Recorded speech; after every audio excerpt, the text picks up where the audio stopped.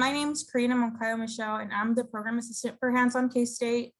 And this workshop's being hosted by HandsOn and Mortar Board, but the entire leadership summit is in partnership with the Center for Student Involvement in Housing and Dining Services.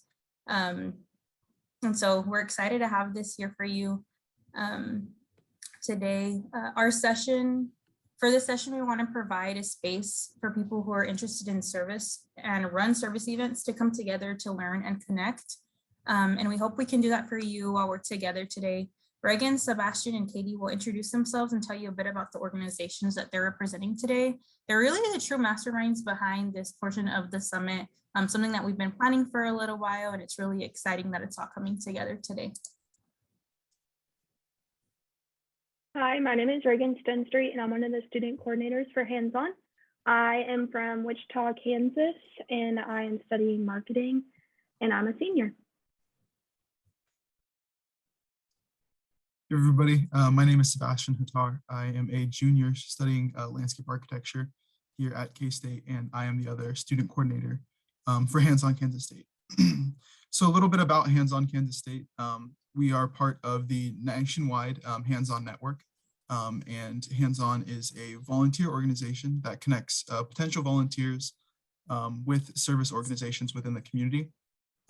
Our goal is to act as a bridge between volunteers and organizations and to help bring both of those sides together. We host the annual Mlk Day of Service. We work with the city of Manhattan to host the Furniture Amnesty Day and look forward to potentially working with you guys for Earth Day, which is just right around the corner. And then my name is Katie Sasulski. Some of you may know me, and some of you are also in a senior honor society that I am also in. So I work with Mortar Board, Senior Honor Society. I'm the vice president of service, but I'm also a senior here at K-State studying philosophy and Spanish pre-law. So Mortar Board has 3 tenets: scholarship, leadership, and service, which we try to create opportunities for students for those 3 tenets in the community. And so today, part of this is our service involvement at K-State.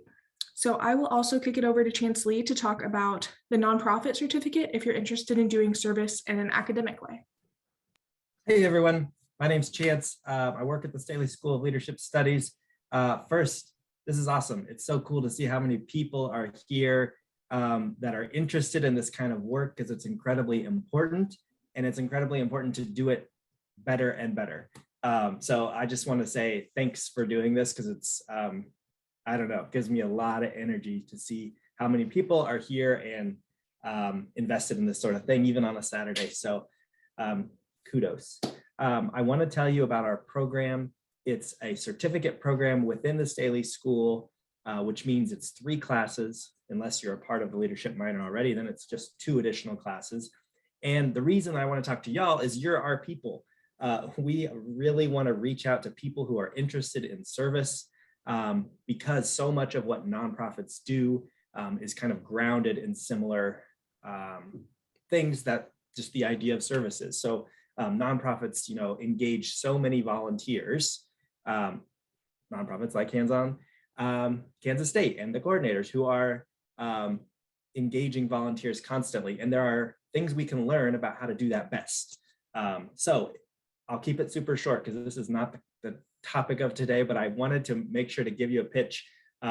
It's rare for me to be able to get to talk to the people at K-State who are all interested in this. So when I heard about this, I was like, we gotta at least tell you about what we do. So we study the things that I think you're interested in the classroom. It's a great add-on to any of your majors. So all you gotta do is just send me an email, chance@KSU, and I would love to tell you about the program, see if it's a fit for you. You can always take 1 class and try it out.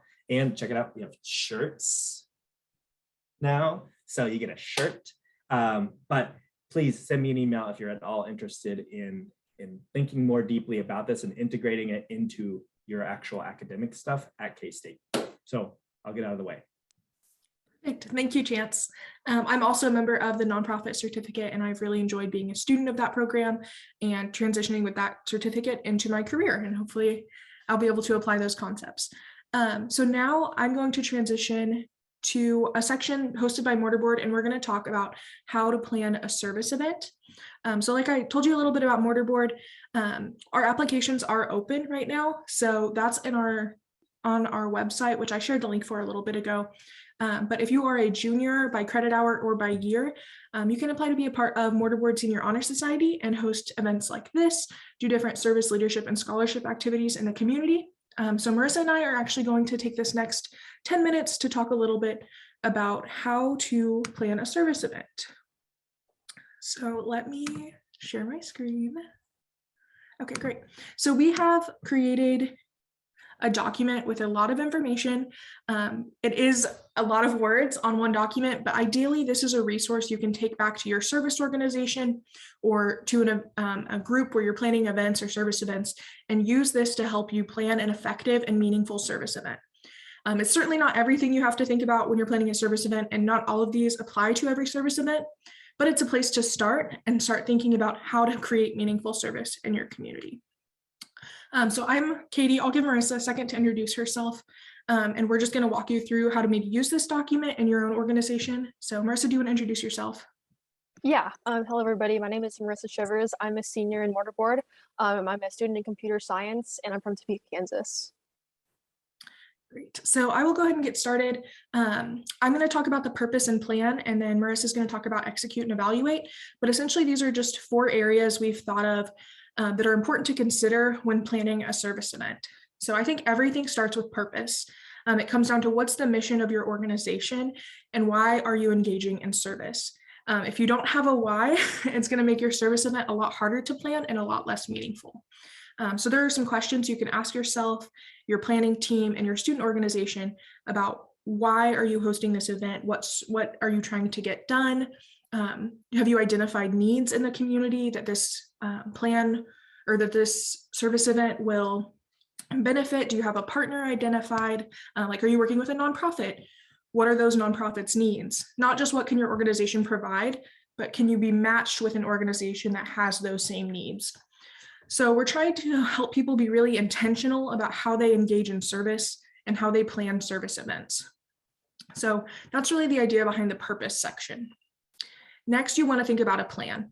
So this is when you talk through more of the logistics stuff, the who, what, when, where. We already know of the why. So how are you going to do it? Who are you going to work with? What is everyone on your team going to do? So it's really important in service because there are a lot of things to think about, that you're delegating responsibilities and you're working together as a team to decide who's going to do what.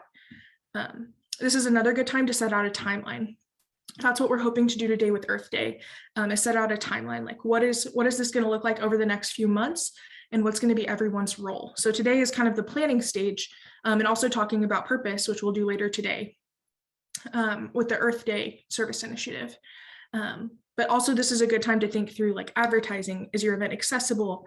Does it still fit the mission? I think that's an important question to ask yourself at every stage of planning a service project. Does the goal still fit your mission? Is it still in line with your organization's values? Are you still acting in a way that aligns with the purpose of the project? And if it's not, maybe it's okay to rework. It's okay to be flexible. And I think that's an important thing to remember when planning these kinds of service projects. Is it still something you want to do? I know Hands-on Mortar Board, even planning this event to be able to bring this to other students, we had to be very flexible and like in person versus Zoom, think about things like that. And also just reassess constantly about what you need to be doing. So I will give it over to Marissa to talk about execute and evaluate. Okay, awesome. Thanks so much, Katie. So like she mentioned, after you have established a purpose and plan for your event, it's finally time to execute it the day of. So we like to think about breaking this down in terms of 3 parts, which would be the time, people, and the logistics. So like, for example, what does the schedule of the event look like? How much time will you set aside for X activity? As far as volunteers, do we know who's coming? Are people carpooling to the event? That goes along with transportation. And then also just making sure you establish roles for each member of your organization. So just making sure people have a part in the event itself. Also communicating clearly with your stakeholders, what are their expectations? And then what are your expectations that you can set for your members of the organization? Next, you want to document the activities. So take pictures if appropriate, so you could share those to your website or social media just to show that you're involved in the community, and then document some results. So example, take attendance, just kind of keep track of things. That will go more into the evaluate section. And then finally emphasize the mission and purpose of the event. So it's important, like Katie said, it's important to maintain the mission of the service event to make sure people are still engaged and resonate with the purpose of it.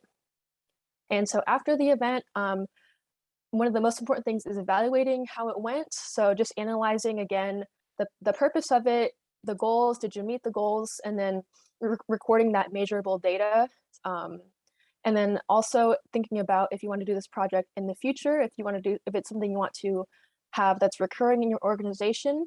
And also another important thing is think about these things right after the service event itself to improve it for the future. Don't just wait until the next event to try to think back and say, oh, what did I do well in the last one? I can't remember anymore. So just make sure you're thinking about it right after the event and make sure you can record those ideas down. Is there anything else that I missed, Katie? No, that was perfect. Yeah, so this was a very quick rundown and kind of a summary of what you might be able to think about in a service event, and then hopefully how to maybe use this document if you're working in a service organization or on a planning team for a service event. Again, this isn't going to apply to every service event, and not everything on here is everything that you'll need to think of, but hopefully this is at least a starting place to use as a resource in a student organization planning a service event. Are there any questions? Feel free to unmute or put questions in the chat about how to utilize this resource, which we will send out afterwards as participants. If you've checked in on the attendance link, we'll make sure you get a copy of this that you can use in the future. But are there any questions about how to use this document or any of the information on it before we move into our student panel? I think one question I would like to place for you is, I think it's related to the concepts you mentioned. What would be some challenges you foresee in a service event, and how would you tackle them?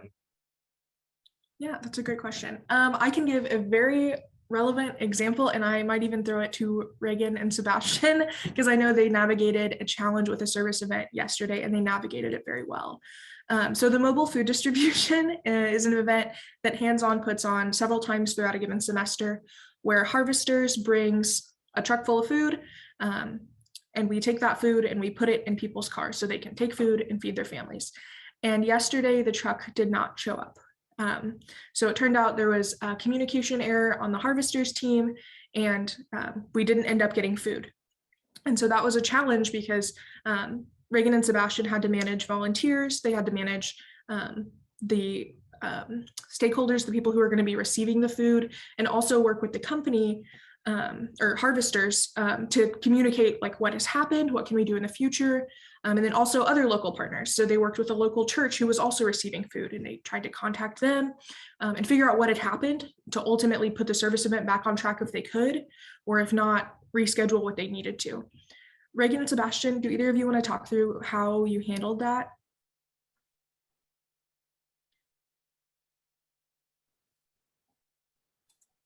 Sure. Oh, you want to go? You got it. Okay. You got it. Yeah, I mean, it was a very unfortunate series of events that happened. Some scheduling errors caused us to not receive any food. I believe so. Some of you were there yesterday. I'm waiting to volunteer, so we thank you for coming out if you did. But you know, things happen. Scheduling errors happen, and you just have to kind of understand that, you know, sometimes you can't do everything. So the situation that happened yesterday, there was not on our end. You know, we went back and looked at everything, and we did all that we could have done. But it's unfortunate to see, you know, people come up and, you know, waiting in line for food, and you have to turn them away and say that, you know, we don't have anything to give you. So those are tough challenges for sure to go up against. But I think it's very important to understand, you know, what you are in control of and what you are not in control of, and really just do your best to manage the things that are actually in your control, and just respond, you know, in the best way possible. Great, thank you guys. Yeah, I think that was definitely an unforeseen challenge that comes up and you have to navigate. So I think what Sebastian said is an important thing to remember when responding to challenges in a service event. Are there any other questions about this section? Okay, seeing none, I will throw it over to Reagan. Thank you. That was great. So now we're going to start the student panel portion of the session. And so we have asked each of these panelists to participate because of their leadership and dedication to service. We believe that it is helpful to hear from your peers who have done and are doing the same work that you are doing. Katie will be our moderator for this session. If you have any questions, please drop them in the chat and we will get to them at the end. Perfect. You should be able to see all of our panelists, their bios on the screen, and then also it looks like they're popping up in a spotlight. I think Natalie's just the last one we're waiting on to pop up, but they're going to be our panelists today talking about their experience doing service on K-State campus in student organizations. So we have a great panel here today, and I am really excited to welcome them. So first, can you all just introduce yourselves? Tell me your name, major, some of that's on here, and then also what you're involved with in service. Oh, there's Natalie. Natalie is going to use the mic today, but tell us what your involvement is with K-State service in our community. So I'll go to Andrew first. Hello, everyone. My name is Andrew Phipps. I'm a sophomore in industrial engineering, as the slide says, and I primarily work with Cats Covered at K-State, and then I also volunteer at HandsOn. Awesome. Luke, do you want to go next? Yeah, hey guys. So my name is Luke Harpenow. I'm from Wichita, Kansas. And I am majoring in medical microbiology, minoring in lead studies, and I want to do pre-medicine.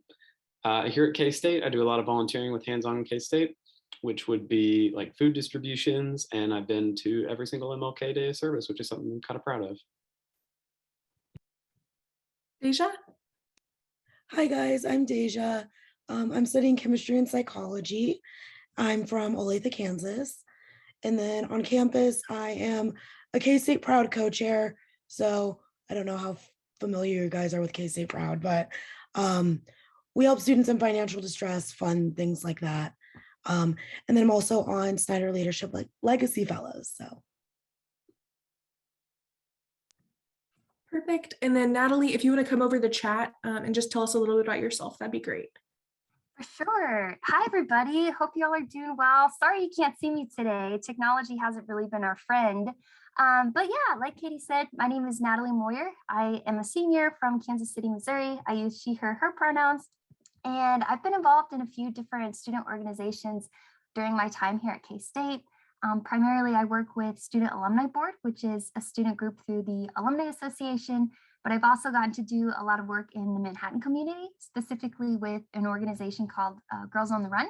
So a lot of my involvements on campus have been related to leadership and education and seeking ways to provide resources and tools for individuals to kind of grow in those areas. So happy to be here. Perfect. Thank you, Natalie. I'm really excited to hear what you guys have to say about creating meaningful service. And so I will go ahead and just get started. Let's talk about what service means to all of us and how you measure service. So first, I will go to Deja and ask Deja, what does service mean to you?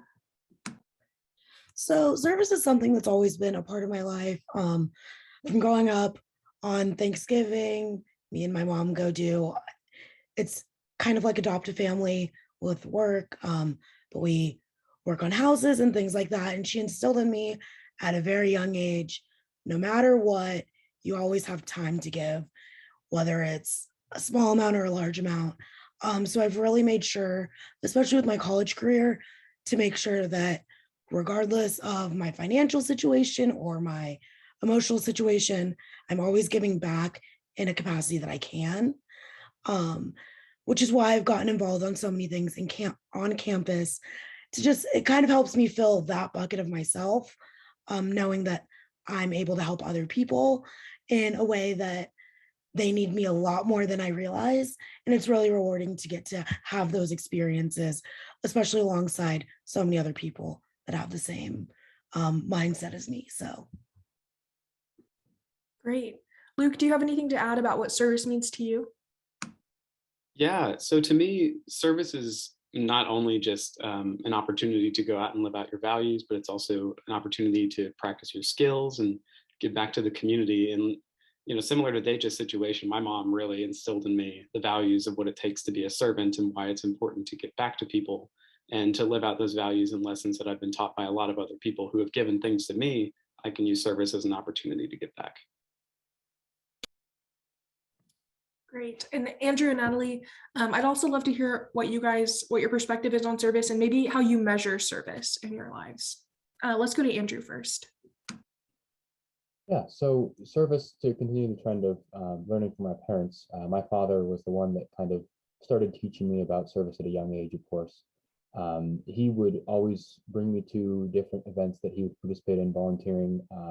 And throughout all those events, something that he kind of told me was, it's not about the money, it's not about the time, it's about the people. There's never really a time that you should consider yourself, you're working a job because you want to gain money. This isn't the same kind of thing. It's a very different, I want to say, mindset when you're doing service. And that's something that was very easy for me to slip into, of I'm not working a job, I'm not gaining something, I'm giving something. And that kind of flippant mindset of gaining to giving was kind of also how I measure my service ability and my service impact. Not on how much someone else gains, but how much I can give. And that does come a little bit of selfishness on myself, but at the same time, if I measure by how much someone else receives, then I'm negating the fact that that's just one person. And my service event or my service project or what I'm doing doesn't just affect one person, me or someone else, it affects the community around me. And so the moment that I consider the larger impact, I feel a lot better because I can see the large scale moments, not just the small ones. That my service has, and really those impacts long term as well. Yeah, that's great, Andrew. Natalie, do you have anything else to add about how you measure service? Yeah, of course. Yeah, I think it's really interesting. I think everyone has their own definition of what it means to be of service or to provide service to others, and just the different work that we all get to do. And I think service in general is just merely the act of helping or using your skills and experiences to provide something of value to either an initiative that you're working on or to individuals who you're seeking to support. And sometimes service can be a difficult thing to try to measure, just because sometimes, you know, the work that you're doing may be something that is intangible, or maybe it's hard to measure that over a long period of time. But there's a really great quote that I love by the great Maya Angelou, and she says that people will forget, and I'm paraphrasing this, of course, but people will forget what you said, people will forget what you did, but they'll never forget how you made them feel. And so when I think about kind of the experiences that I've always had when it comes to measuring service, you know, oftentimes that impact that you can create for somebody is something that can't always be measured, and is more of a feeling that people get, and kind of the inspiration that can come from that. And so I think it's a really powerful thing, and you know, it's something that is different for whichever endeavor it is that you are focusing on. So service itself is multifaceted, and it's different for every person. But and a lot of times in the work that I've gotten to do, I've found that the feeling that people get and just the empowerment that they can feel is often a great measure of impact from your service. That's great, Natalie. And I think that's a great perspective to take into service, especially that quote. I think is very powerful. So thank you for sharing that with us. Next, I want to move into kind of defining meaningful service. So I'm sure we've all been involved with service projects that were fun and they were good, but maybe we didn't take as much away from them as other service projects. So like, think of something really meaningful and really formative. So what makes events like that, like service events like that, super meaningful? Like, how do you put meaning in behind that? So let's actually go to Andrew first this time. So when I'm designing an event or I'm participating on planning an event, my first thought is, what is the mission? And that's a thing a lot of people think about, but I feel like there's also a lot of people who start with the mission and they stick with applying the mission to everybody. They say the mission is to give back to the community. How is this person giving back? How is this person receiving from the community? And kind of applying it unilaterally across the board. I prefer to take a more individual approach on that when saying this is the mission. How does this person contribute to that, or how does this person receive from that mission? And so starting with, like, I'm forgetting exactly what your question was, but it was something with service events, correct? Yeah, so what makes some service events meaningful? So you talked a bit about mission, but yeah. Now the connection's there. Sorry, it's 1:30 on a Saturday. I'm awake, I promise. So connecting the mission to every person is how I make sure that the volunteers, the patrons that we're serving, make sure that they receive what they need and that the volunteers also receive what they need. Many of you who volunteered before, you know that sometimes you go to an event and you have a real fun time and it's really fun, like Kate was saying, but sometimes you go and you feel like you just worked really hard and you don't feel like you received much out of it. So if you can make it so the volunteers don't feel like they're just giving of themselves, but they're also receiving a little bit, that usually comes naturally. But when you ensure that that happens, I think everybody has a lot more fun and feels better about the event. Great, thank you, Andrew. Let's go to Deja next. Yeah, I think similar to what Andrew said, it's kind of a two-way street. So making sure that whoever we're doing service for is obviously getting the service out of it.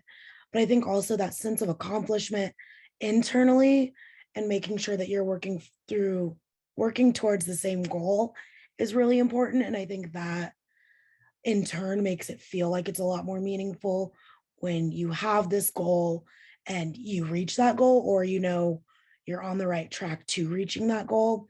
It's really easy in a lot of service opportunities to be able to say, okay, we're going to be here for 3 hours and we're going to get as much done as we can, versus saying, okay, we do have 3 hours, but I'm trying to get us through X, Y, and Z. Then you have a goal in mind and you know that that's what you're working towards, and that'll also help the people that you're trying to help. And then not only do you have a sense of accomplishment that you did help those individuals or that organization, but also you reached your goal, and that's a sense of accomplishment too. And I think it's really easy to get caught up in, they need me to do this, they need this, but making it internal as well and making sure that you have an internal goal, because at the end of the day, most of the service you do is going to impact that community in some way, shape, or form, which is awesome. But it's even better to feel that in your own heart as opposed to how they feel. So just making sure that you have a goal and you can achieve something bigger than yourself, as well as a goal that you have internally to make sure that that gets reached as well. Definitely, Deja, thank you. I guess I'll go to Natalie next and ask, what are some other ways that you can ensure a service project has that meaning and is meaningful? Yeah, this is a great question. Kind of similar to what both Deja and Andrew were mentioning earlier, it is really helpful to have goals in mind. And something else that I've found to be really helpful is always coming back to your why, or what is your purpose? What is the motivation behind the work that you do? And oftentimes that is something that has helped. I've seen groups move forward in their work, or for example, with Girls on the Run. If any of you are familiar, that's a group where we have a team of coaches that teaches young girls ages 6 to 11 different topics within like communication, friendship, teamwork, and it's really a values-based organization. And what I have found just over time being a part of that is sometimes understanding kind of the purpose of why you do what you do is what helps you get through those, kind of challenges that you may face, and just the consistency that comes with that of, if you have a set number of practices that you're going to be at, or if, going to what Deja was saying, if you know that you're going to be working on a project for 3 hours and it's going to be tough, and you tell your team like, we're going to get through this, kind of going back to the mission of why you're doing it is really helpful and can motivate you to continue doing your work. So that's just something that I've noticed that is really helpful, is understanding your why and aligning your work with that so that you can persevere and accomplish those goals that you make. Thank you, Natalie. And then Luke, do you have anything to add about making service projects meaningful? Well, I mean, everybody's kind of already talked about the idea of a purpose and your why. And, you really brought up in your previous presentation about, why a collective purpose is absolutely necessary. And I just think that is probably the biggest point, not only to stress to the people that are volunteering, but the people that you're volunteering for, because sometimes you can't even make a collective purpose without talking to the people that you're trying to help out. You got to know the mission and what you're going to benefit. So, and that's what I would say makes a meaningful experience, is when everybody's feeling that purpose. Definitely. And I'll actually give you a follow-up question, Luke. How do you convey that meaning to other volunteers? So like if you get to a site and you have that purpose, but you're finding that it's not really among other people, how do you inspire a collective purpose? So I think it really comes down to proper communication first, letting people know before they get there, when they get there, and then while they're doing the things that they're doing. And that's very important. But to also, be an example, like live out the values that you came there to exemplify. When people see that you're capable, and anybody can be capable of living out the values of volunteer service, then they'll be able to do it themselves. And if you set a positive example, then they're more likely to replicate it and really, buy into the purpose and why they're there. And I think that can help make a more meaningful experience. Thank you, Luke. And then I'll actually give you the next question too. But we've talked a lot about how to make service great. And I think something else that's really important to talk about when you are thinking about community service are pitfalls in service.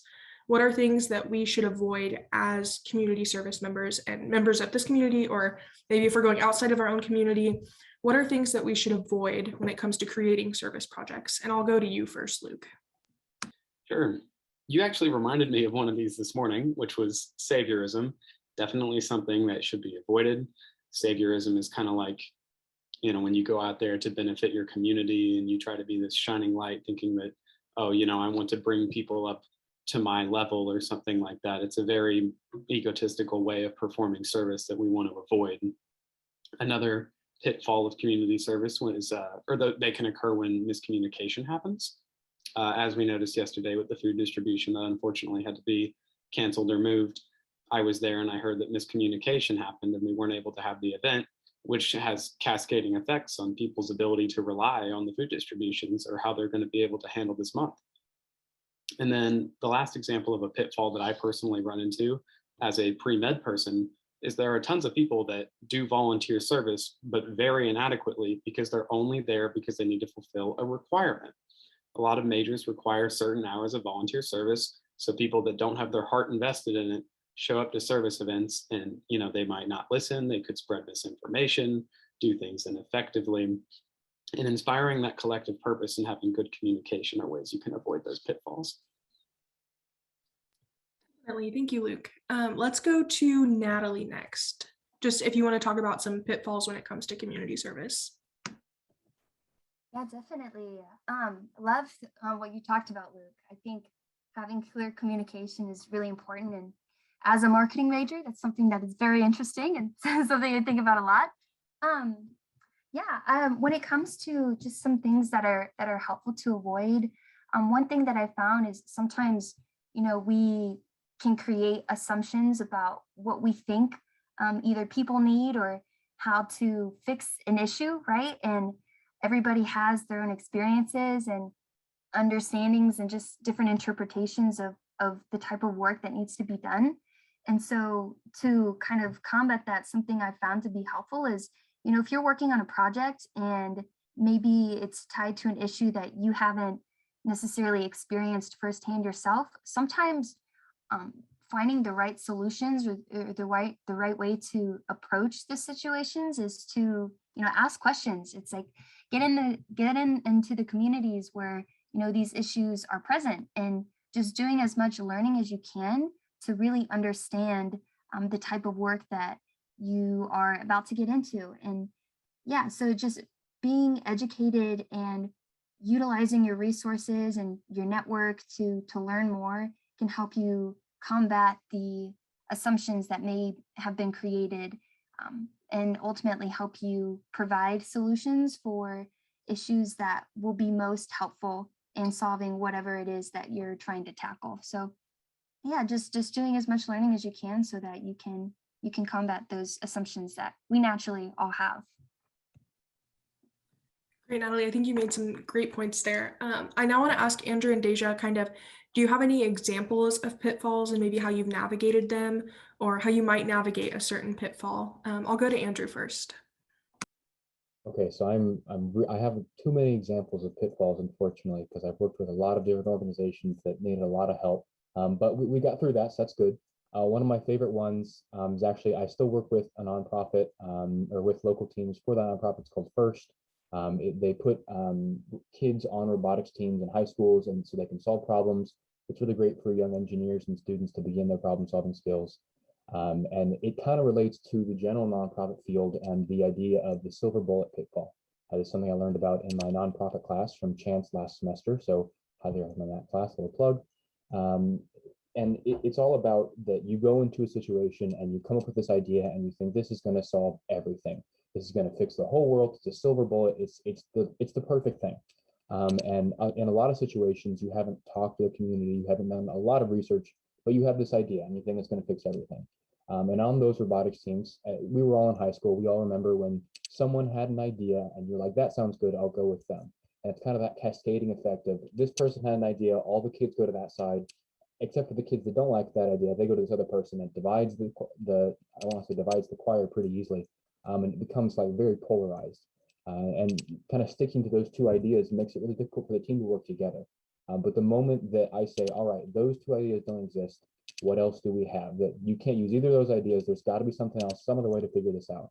The moment they stop getting stuck in that mindset of this is the only solution, this is the only idea, and they do more research, they look at other things, they talk to other people, a lot better ideas come out of that. And so when you get away from the polarization of this is an idea and this is a person, and you get into what is the greater, what's going on here that you really need to be looking at, doing a lot more research. Research is really key when you're going into a community that you aren't familiar with. That's how you solve a lot of the issues in terms of like ignoring something that might be there. If you would have just talked to someone, they could have told you about it.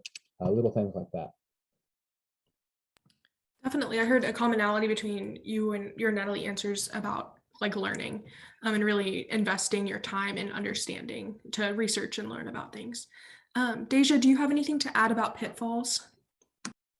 Yeah, so I've had the opportunity to be in several organizations that pride themselves on service and leadership and things like that. The issue is that it's really easy to say that you pride yourself in service and not actually do it. So I was a VP of community service for my sorority, and there was a lot of language around, we have to do this. You are required to do this. And I think when it's a requirement, or a have to, there's a negative connotation behind it. People don't want to do it as much. People are less excited about the opportunities that we do have. And I've seen this in several organizations. And I've looked into my positions leading those organizations, seeing that in those opportunities, I need to use it as an opportunity and say, we have this awesome opportunity to impact this community or to serve these individuals, as opposed to, all right, we have this requirement, we haven't met, we have to do X, Y, and Z. I don't think service should ever be a have to type of thing. And I think it kind of makes the service as a whole a lot more negative of an experience. And I don't think it really needs to be that way. So I think language, along with communication, like everyone was saying, is a really big focus, and just being really transparent about, we have this opportunity. This is our goal. I need everyone to be on board so we can reach this common goal together, as opposed to, I'm going to watch all of you guys do this because I'm in the supervisory role or anything like that, like an all hands on deck type of mentality.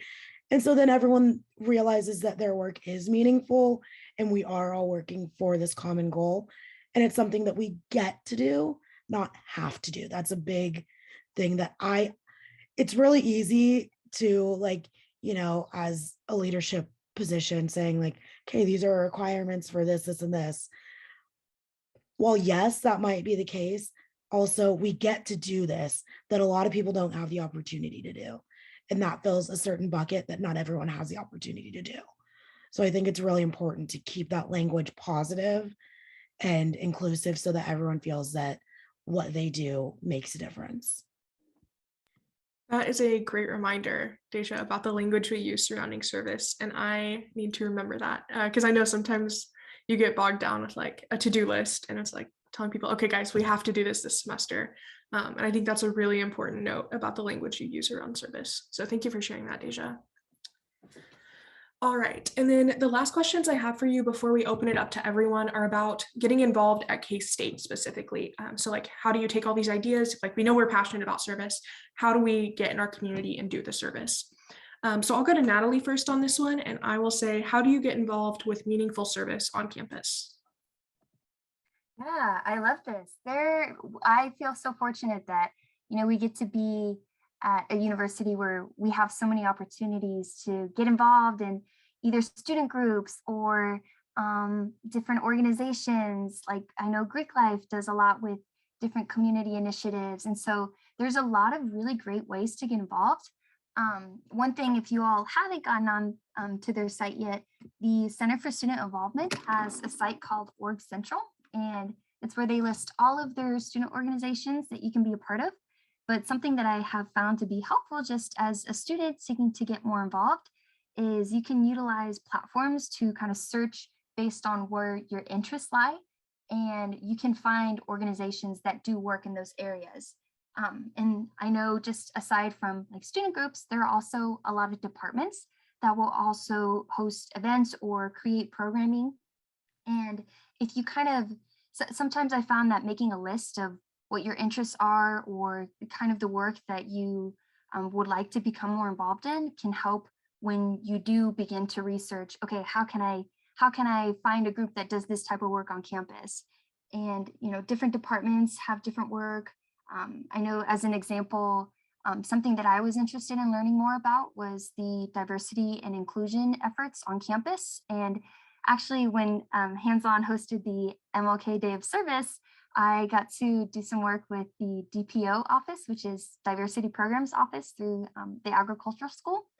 And so just doing things like that, utilizing the resources you have available to you, especially being a student, just utilize that network and find the things that interest you and kind of align with your values. And there are tons of places where you can apply your skills and kind of learn and grow in those areas. Thank you, Natalie. Deja, do you have any other ideas about how someone might get involved with service on campus? Yeah, so I agree with Natalie. It's really important to look at like what interests you. And so you can really focus on that. We are really lucky that K-State does offer a lot of things to get involved in, but just that there's a lot of things to get involved in. So I think it's really important to focus on what actually is something that interests you and something you want to be a part of, not necessarily what looks good or what your friends are doing or something like that. And then also what I did is I found upperclassmen or people involved in things that seemed interesting to me who knew me pretty well and kind of bounced ideas off of them. Like, okay, I really like this aspect of this, but not as much this. What do you think I should do? Someone who's been on the campus, knows about these organizations, knows me pretty well, that they can kind of say, okay, let's steer you more towards this way or this bucket to look at. Certain things that I didn't even know existed that I'm more so happy that I got to be a part of, but without using those people and even professors as a resource, just to kind of narrow down a search, because OrgSync has, I want to say at least 500 clubs in it right now. Like it's a little overwhelming. And obviously those aren't all organizations that everyone can be a part of. There's certain things, but it's a lot to look at. So I think being able to narrow it down, like Natalie said, like, oh, this is something I really like. Or saying, oh, I know that Katie's a pre-law ambassador. I know this is what she wants to do. And I'm interested in those same things. What's she involved in? And how can I also get involved in that? And most of the people that are involved in those things are over the moon to talk to you about them and get you involved in them as well. So that's something I definitely recommend. Yeah, I think that's a great idea, Deja, especially talking to people who know you well and saying like, is that an organization that seems like me? like, do our values align? Like, and you have an independent party who knows you well and is familiar with the organization and can say like, yeah, that makes sense. I think that's a really good idea, Deja. Luke, do you want to talk to us a little bit about how you've got involved as a volunteer with Hands-On? Yeah, absolutely. So I've been doing stuff with Hands-On since my freshman year. It was originally because of a leadership class that actually introduced me to the organization, and we went to a food distribution together, and I really loved it. You know, I'd done some sort of similar volunteer events in the past, and it became, you know, a regular routine. Anytime one came up on a Friday afternoon that I could make, you know, it was a no-brainer. Just dedicate some time to it. It was real easy. The event is like very simply facilitated. It's not complicated. So just to jump into something like a food distribution is a really easy way to do some community service. And, you know, they always need your help. Attendance is always important.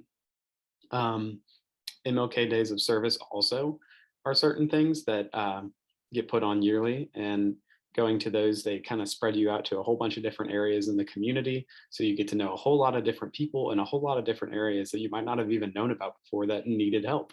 You know, I volunteered at the zoo this year and I didn't know they needed as much help as they really did. So it was a pleasure to actually get to see some of that. Outside of Hands-On, campus-related community service, I do want a shameless plug the new Kansas State University American Red Cross Club. And the reason I'm doing that is because that has been a long-standing organization here on campus putting on blood drives. But in the last 2 years with COVID, there was some mishandling of transitions of leadership and poor communication that the last two presidents kind of just let the club go by the wayside. It had some serious issues. I've decided to bring it back with new missions, new structures of leadership and organization. And I would really love it if we could get more people to help with that, because that is, once again, just another outlet of community service, which is always necessary here in Manhattan. Our first meeting is this Thursday at 7 p.m. in room 226 in the Union. I'll put that in the chat, but if you're interested in nonprofit experience, healthcare, or just community service as a whole, we would love to see you there. And it's a great opportunity for community service. Thank you. Thank you, Luke. And then I'll go to Andrew last for our last question from you all. It sounds like you've navigated several different involvement experiences at K-State. So can you tell us how you got into some of those, and then also how you navigated like staying in them, or kind of navigated some of those pitfalls to maybe make a different decision about the organization? Yeah. So my first day here at K-State was the beginning of 2020, fall of then. Great time to be here. Nobody on campus pretty much, but I was here. I was having fun. And I was like, you know what, I'm bored. I just got off the summer. I worked a bunch of food distribution back in KC. I was like, I want to do something here. So I heard about Cat's Cupboard. I walked in on my second day here on campus and said, hey, do you need some help? And they said, yes, please sign these papers. Please join us. So they were ecstatic to have me. I was ecstatic to be there. And that's just kind of what I did. All of the first semester of my year here was I just kept on going and signing up for everything. So I can confidently say every email that someone sent me about an organization, I signed up. I was ready to do everything and anything. And then I got to the end of that semester and started the spring, and I was like, dang, what am I doing? I am just doing everything. I can't do everything, believe it or not. I know it's crazy. And I had to start saying no to things, which is very difficult for me, because all these organizations that I had joined, I was really excited about them. They were all so fun. And so I slowly had to go down the list and say, all right, what is not worth my time? And that's a really hard decision to make when everything it's meaningful. And kind of valuing my own time as well, of treating it as a currency. And I had to change the way that I looked at my service and not say, I'm doing this because I want to give back. I'm doing this because I want to do this. Instead, I needed to say, what do I need to do to serve myself so I can better serve others? And choosing those organizations very intentionally. Like with Cat's Cupboard, I was lucky enough to get to work more with them in ways that worked well with my schedule. Whereas other organizations, they just didn't work well with me, and neither did the people. So they fell off the list. I mean, you need to make personal decisions for yourself. And really, like I say, treat your time as a currency, because I'm lucky enough to treat it as a currency more valuable than money. But treating it as a currency that can help yourself grow is also a great way to help yourself. Great, thank you, Andrew, especially with some comments about how to manage involvement, because that's something I've noticed too, is as soon as you get involved. And as soon as you're interested in service, it's really, really hard to say no and to turn away. So thank you for some of those notes. At this time, I'd like to open it up to questions from the audience in the chat, or you feel free to unmute and either direct, you can direct your question at a specific panelist or all panelists, and we will go from there.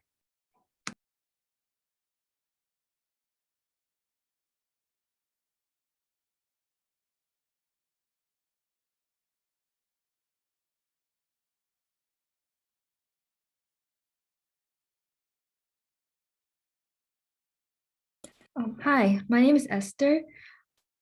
I just want to thank all the panelists first for sharing all their different experiences. It was really good just listening to about it and to hear from each of your experiences. But I just wanted to ask a question just for like any of the panelists, just in general. Like I know sometimes when you're at like the day of the service, it can be kind of hard and difficult with sometimes like there were some examples about difficulties during the event. So even though I'm sure like because I think I have experienced something like this before, but even though you try hard to think positively about like why you're doing the service and everything, like it's hard to sometimes like when you might have a lot of responsibility to kind of feel that like pressure. So like how do you like feel sometimes at the end of those kind of days, and how do you keep motivating yourself and try to feel positive that like what your purpose was on that day was meaningful? I just want to see like your opinions about that. Great question, Esther. Let's go. I'd love to hear from all the panelists on this. Let's go to Luke first. Well, first off, thank you, Esther, for the question. Gosh, well, volunteer service can be quite stressful sometimes, and sometimes you don't even know what you're getting into. Like, you know, this Mlk Day of Service, we were cutting down trees in the zoo, which is definitely not what I was expecting. And it was, you know, pretty physically exhausting, and there weren't a lot of supervisors to help us out or tell us what to do. And that becomes quite frustrating. But whenever you run into those issues where you're not sure if what you're doing is accurate or if you're really making a difference, what I like to remember is that, you know, I'm also there because I'm living out my values. And if I'm working hard, I keep my head in it, and I'm, you know, really giving my all to do good here, then I can at least personally come out of it feeling like I made a difference, even if there are a bunch of struggles going on at the time. You know that you at least did something. And if there, you know, you might always figure out that there is more you can do later. So it's never over. There's always opportunities for community service. Great, thank you, Luke. Deja, do you want to respond to Esther's question before we tackle Mia's? Yeah, absolutely. I think it's really easy to get discouraged, especially when something's really overwhelming. But I always try to remember, if I'm doing more than was done before. So I'm here, I'm at least making a dent in what needs to be done. And that's a dent that wasn't made before. And that's still impactful in a way. So just remembering that these service opportunities, regardless, they're always going to be needed. Someone's always going to love the extra help. So even if you can only do X amount of time or only get done a percentage of it, that's more that's done than what they had originally anticipated. So they're going to appreciate it regardless. And whether you feel that you did as much, you have to kind of see it from their point of view. This wouldn't have ever even gotten touched if you weren't in that position. So keeping that attitude, and then just not being too hard on yourself. I'm really bad at this. It's really easy to say, oh, I could have done this, this, and this, and it would have been so much better if blah, blah, blah. You know, hindsight's 2020. And that's why I think it's important to keep doing these opportunities, because you're only going to get better at it. The opportunities are only going to get better. So just really remembering that regardless of how much you get done or how many problems happen, there's still an impact that was made, whether it be big or small. And then you can learn from those mistakes. And the next time, hopefully that impact is a little bit greater. Awesome. Thank you, Deja. We'll go ahead and jump to Mia's question now. So I saw Mia in the chat asked, how do you choose which opportunities to take advantage of and which opportunities to turn down? So let's go to Natalie first. What do you think, Natalie? Yeah, I think this is a really great question. And it's something that I think all of us have had experiences in.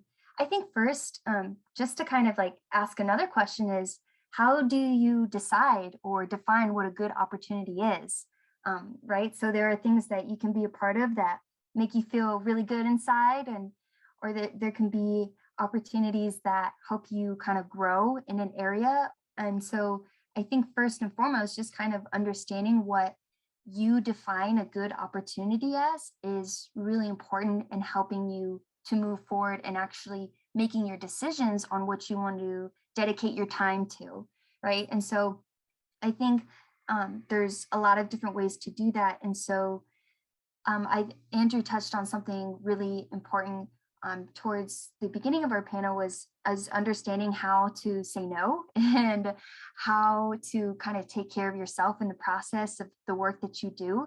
And so, you know, there's always going to be opportunities to get involved and volunteer and help work in this area. But just kind of understanding, again, you know, what is your why, what makes you gravitated towards this opportunity? And if there's something that, say, you know, you have an opportunity to do work in a certain area again, you know, is this a one-time opportunity? Is this something that you'll get to do in the future? Just kind of assessing kind of what the stakes are can help you in deciding which opportunity to move forward with and which ones, you know, you can probably save for later. So I think this is a really great question. I would be interested to hear what other people have to say too, because yeah, it all depends on, you know, what defines that good opportunity. So I really appreciate you asking this question. Andrew, do you want to weigh in on Mia's question? Yeah, so thank you, Mia, again for your question. When I was deciding what opportunities I was going to stick with, what things I was going to do for this, or for the spring of my freshman year and the continuing semesters, I had a lot of things that I was doing, and so I decided to, in my dorm room, I had a little whiteboard where I would write things down, and I made a 3-category chart and performed a time study. So I'm an industrial engineer, so time studies are something that I do quite a bit of. But there were 3 categories on that chart, which was stress, neutral, and happy. And after every time I would go to do an event, I would mark down if it stressed me out, if I was neutral about it, or if it made me happy. And after a week or a month of doing that event, I would look at the tally and I would say, all right, it's the majority of the stress. I should probably consider dropping it.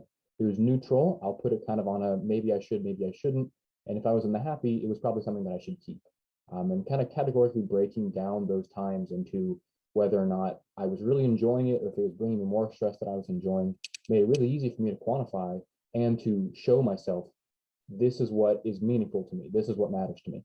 And then after I could see those numbers, which numbers are very helpful for an engineer for myself, it was really easy to make those decisions. If it was a check, it passed the test, or it didn't. And that's one way that I can very easily quantify a lot of things. Sometimes it's not that easy, but that's one way that I can very clearly make a decision. Perfect. Thank you, Andrew. And then I think we have time for one more question.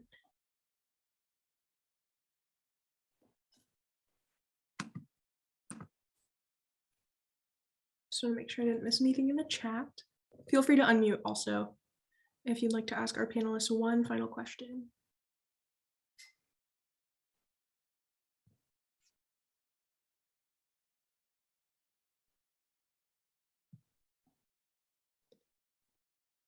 Okay. If there are no more questions, there's contact. Go ahead. Sorry. No, You're everyone good. hates the person who like dives in at the end. Damn it. Okay. Well, I guess I would be really curious, since y'all have done so much at K-State, what would you like to see more of from the institution in terms of promoting or talking or planning service events or opportunities for students to get involved in this sort of thing? Okay, great. That's an awesome question, Chance. Let's go to Deja first this time. Yeah, I love that question. And it's something that even in my organizations, we talk about a lot.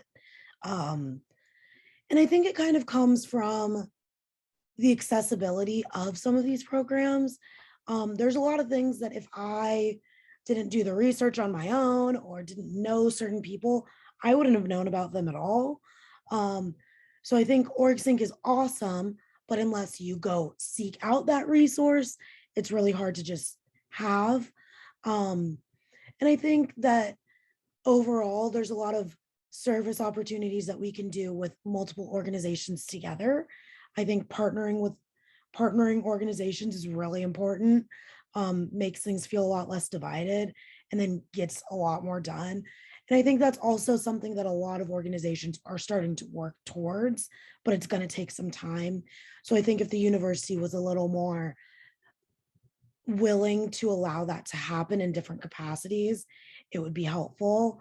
I think also it's important as organizations to understand that we are a university and it is a cohesive thing. So yes, it's cool that your organization did X, Y, and Z, but it's even cooler if 10 to 12 organizations put on a full weekend of service to actually make sure that that service can reach way more people, is more meaningful, and things like that. So I think just a more collaborative and transparent environment would be better, especially for underclassmen. I think a lot of the things I got involved in weren't until I got to my senior year. And I wish I would have known about and started earlier. And I think if those groups had, 10, 12 groups doing this whole weekend of service or this whole event or something, it would be marketed and advertised to more people, so that more people could get involved. And then that doesn't look good on just that specific organization, but it kind of gets that whole university as a whole feel to it too. That makes me so happy, Deja, because that is the entire purpose of this event, is to bring student organizations together to do cohesive, collaborative service like that. And we actually have run out of time for our student panel. So thank you so much to panelists and to audience members that asked questions. This has been an amazing panel, so I want to thank you all for your time. And I'm going to give it to Reagan to move into our next session.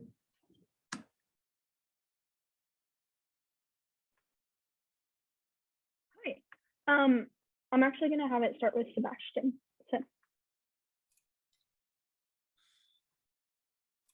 Sorry, hello. So thanks to all the panelists. We're going to talk a little bit about the impact of service and how we can make a difference. So just a quick poll, how many of you have volunteered with hands-on in the past? You can just raise your hand or thumbs up emoji or something like that. Awesome. That is great to hear.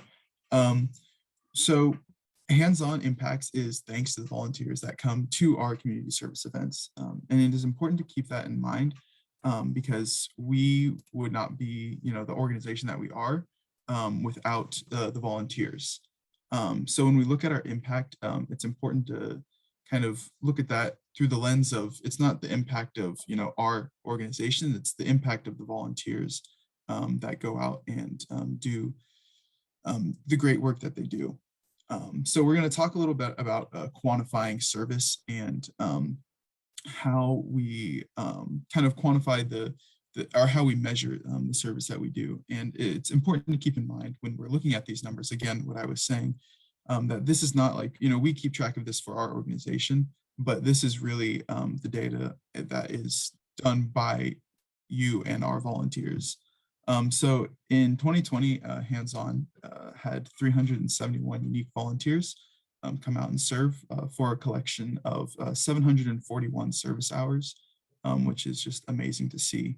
And it's awesome that the last number is the total number of people that were impacted by our volunteer service, 38,753.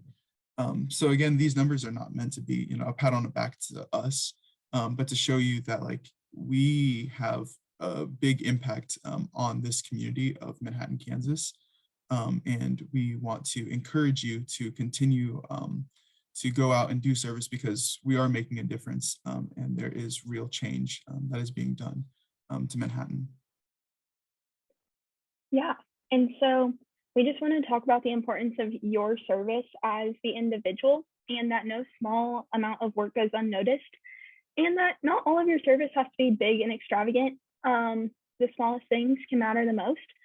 And so I'm sure a lot of you guys have heard this story because I recognize a lot of you from leadership studies, but I'm just going to read the Starfish Story real fast because I think it's very applicable to everything we've talked about today. One day, a man was walking along the beach when he noticed a boy picking something up and gently throwing it into the ocean. Approaching the boy, he asked, "What are you doing?" The youth replied, "Throwing starfish back into the ocean. The surf is up and the tide is going out. If I don't throw them back, they'll die." "Son," the man said, "don't you realize there are miles and miles of beach and hundreds of starfish? You can't make a difference." After listening politely, the boy bent down, picked up another starfish, and threw it back into the surf. Then, smiling at the man, he said, "I made a difference for that one." And so, just want you to take a moment, maybe share in the chat or unmute what stood out to you.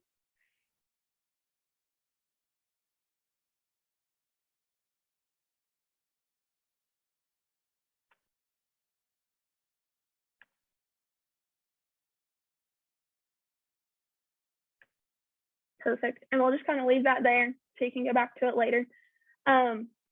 But something that's so important is this kind of service isn't necessarily measurable, and it's something that we can do on a daily basis. And like, you may not know how much one truly appreciates it, but in the end, it makes such a difference. And so with that, I kind of have a quick story. But over the summer, for Furniture Amnesty Day, me and a couple volunteers were taking some furniture to a lady's car. And for those of you that aren't familiar with the event, all the furniture is donated by community members, and then we give it out to other community members for free. And so there's no qualifications for this. Anyone can get free furniture.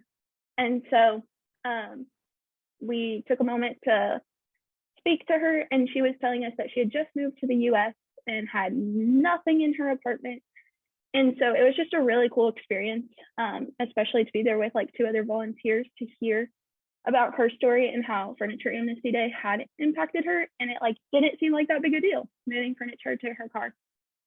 And so now for like some larger service that many of you have mentioned that you did participate in Mlk Day of Service, but just how much a couple hours can mean. And so Mlk Day of Service took place in January, and there were 9 different sites with approximately 70 volunteers, meaning under 10 volunteers at most of the sites. And through all of these sites, they were able to take down multiple invasive trees at the zoo, like we've mentioned, clean the library, make 10 fresh start bags for Via Christi, and do many more things at other locations. And this is all done over the course of a couple hours. And most of the people that we talked to after said it was so fun, so easy. And they may have felt like they like didn't do much because it was just like very chill, but that's like the impact that was done that day. And so just on like a personal level, there were people making tie blankets, and yeah, like one individual might have made just one tie blanket, but that helped one other person. And so that is a very great way to look at it, especially one of the questions asked earlier, that like it can feel so simple to make one little blanket, but it helps one individual who would thank you like a million times over for doing it. And so at HandsOn, we are invested in helping college students find their niche, and that was just one of our examples to do so. And so just never underestimate the power of what you're doing as an individual or as an organization. And also just focus on what is in front of you and getting to know the people that you are doing this work with to make it truly meaningful. Because a huge part of service is the community, and that can be the people you're serving or the people you're working with. So it's very important to get to know them and enjoy what you're doing. And so we understand that it can be hard to like create meaningful service in your student orgs and like give everyone the opportunity to serve. And so that's why we are invested in helping you and want to aid you in that process. So here's a great opportunity for you.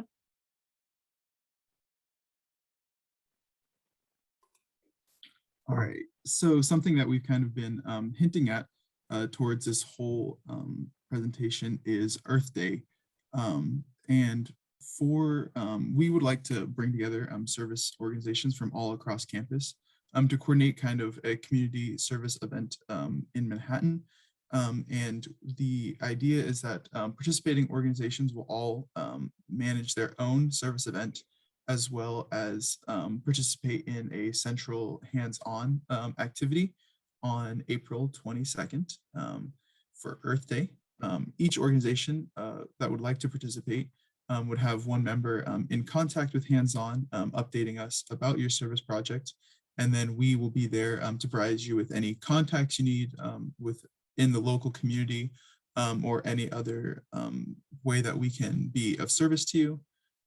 In order to stay in touch, we also have 3 meetings, one before and after spring break, and then probably one in April before it happens, to just kind of have a roundtable discussion about these service events that we are all going to put on to make sure, we're not trying to do 2 of the same things, and that way we can make as much impact and as much meaningful impact as we can on that day. So this is an opportunity to work together with other student organizations and nonprofits in the area to make a meaningful day of community service and environmental awareness. So we are going to send a follow-up email after this session to all of those that attended to get you more information and to all the information that you would need to do if you would like to participate in doing this with us.